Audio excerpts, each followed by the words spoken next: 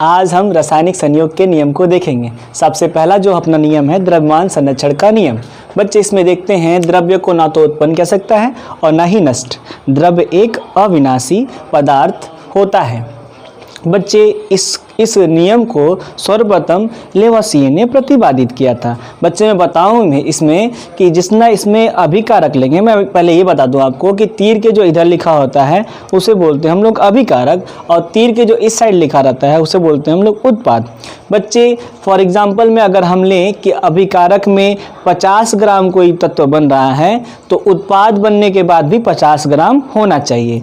अगर ऐसा होता है तभी द्रव्य संरक्षण के नियम को पालन करेगा, अन्यथा नहीं करेगा। अगर हम सेकेंड टॉपिक की बात करें स्थिर अनुपात का नियम। बच्चे स्थिर अनुपात के नियम को J.L. प्राउड्स ने प्रतिपादित किया था। बच्चे इसे मैं बताता हूँ परिभाषा के साथ, देखिएगा। प्रत्येक शुद्ध रासायनिक यौगिक में पाए जाने वाले तत्व भार में एक निश्चित अनुपात में होते हैं। बच्चे अगर दो तत्व हैं तो उनके अनुपात की निश्चितता होनी चाहिए। ऐसा नहीं कि ये कुछ और अनुपात में है कुछ और अनुपात में है, तो अनुपात निश्चित होगा तभी हम बोलेंगे स्थिर अनुपात का नियम। बच्चे इसके एग्जाम्पल में हमने लिख रखा है AgCl और NaCl। बच्चे मैं बताऊं आपको, इसे J.L. प्राउड्स ने प्रतिपादित किया था। J.L. प्राउड्स ने प्रतिपादित किया था।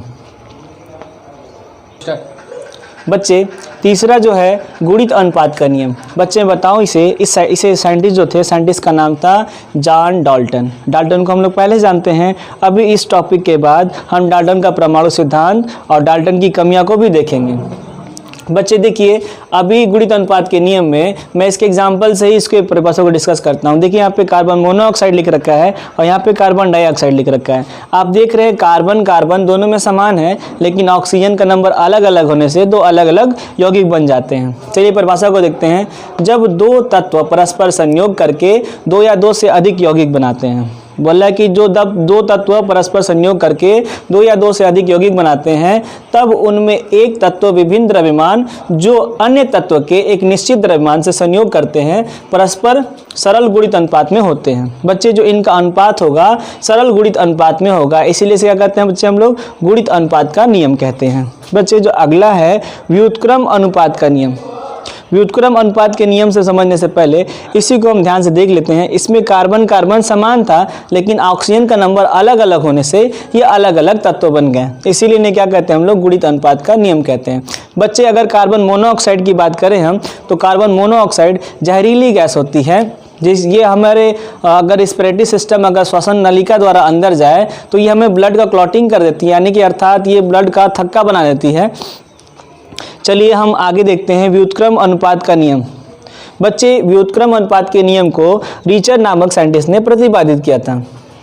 इसमें मैं परिभाषा की बात करूं, देखिए तो बच्चे यहाँ पे हम इसके एग्जाम्पल से ही परिभाषा को डिस्कस करते हैं। बच्चे देखिए इसमें कार्बन कार्बन का नंबर समान है, लेकिन यहाँ पे H2O यानी कि CH4 मीथेन होता है। यहाँ पे हाइड्रोजन अलग होने से और यहाँ पे ऑक्सीजन अलग है, दो अलग अलग तत्व हैं। तो ये कार्बन कार्बन समान है, लेकिन यहाँ पे दो अलग अलग तत्व होने से ये अलग अलग यौगिक बन गए, यानी कि उल्टा हो रहा है, एक तत्व समान और दूसरा तत्व अलग अलग। और इससे पहले हम लोग जो देखे थे गुणित अनुपात का नियम, उसमें दो तत्व समान, दोनों ही तत्व समान थे, लेकिन इनके भार अलग अलग थे, तो ये अलग अलग यौगिक बन गए थे। चलिए बेटा हम देखते हैं व्युत्क्रम अनुपात का नियम। जिस भारा अनुपात में दो तत्व पृथक पृथक किसी तीसरे तत्व के निश्चित भार से संयोग करती हैं, उन्हें क्या कहते हैं हम व्युत्क्रम अनुपात का नियम। अभी लेक्चर जब खत्म होगा तब इसे स्क्रीनशॉट लेके इसे आप डिस्कस कर सकते हैं।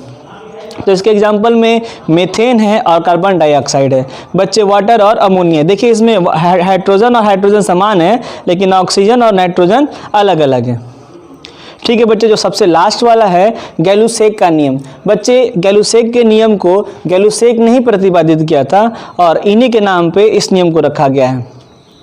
जब गैस परस्पर संयोग करती हैं तब ताप तथा दाब गैस के आयतन पे सरल अनुपात में होते हैं। बच्चे इसमें देखिए जितना आयतन अभिकारक में होगा उतना ही उत्पाद में भी होना चाहिए आयतन।